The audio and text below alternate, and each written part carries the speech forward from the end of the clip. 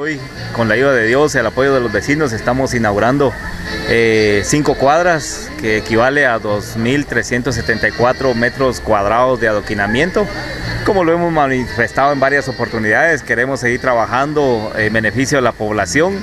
Vamos a seguir trabajando fuertemente con el tema de adoquinamiento acá en la zona 2, en la zona número 4 también, que son dos zonas las cuales pues vamos un poco lento, pero no es porque no querramos, es por lo grande de las dos zonas. Sin embargo, ya le vamos entrando y, insisto, con la ayuda de Dios vamos a seguir trabajando en beneficio de la población. Pedirle a los vecinos de este sector que por favor limpien la barra en el frente de sus casas, que no depositen la basura en los tragantes, ya que pues es triste y es lamentable que a veces nosotros vemos como donde no hay adoquín las personas barren, posteriormente que se coloca el adoquín pues se les olvida. Lo triste y lamentable es que en algunos comentarios es que bueno, cuando llueve el agua se lleva la basura, ¿verdad? Pero no es así. Debemos nosotros de mantener limpio el frente de nuestra casa para que pues a la hora que venga la bendita lluvia pues no tengamos problemas con el tema de inundaciones, con el tema de tapado de tragantes, etcétera. Pero eso va a depender de los vecinos y hoy pues vamos a recalcarle esto a los vecinos para que también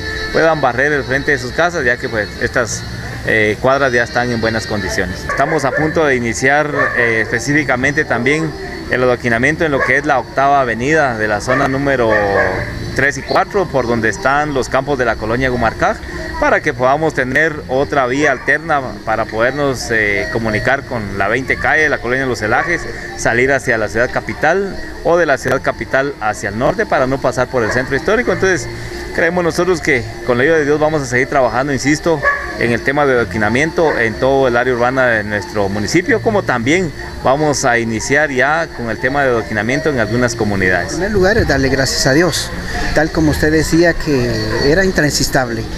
Los niños son los que más sufrían. Toda esta calle es una calle principal, máximo que tenemos en un establecimiento escolar. Los niños eran los que sufrían y las personas de segunda y tercera edad. ¿Qué se le dice a las autoridades municipales? Pues nosotros los instamos, ¿verdad?, que sigan adelante y realmente ven la necesidad del pueblo.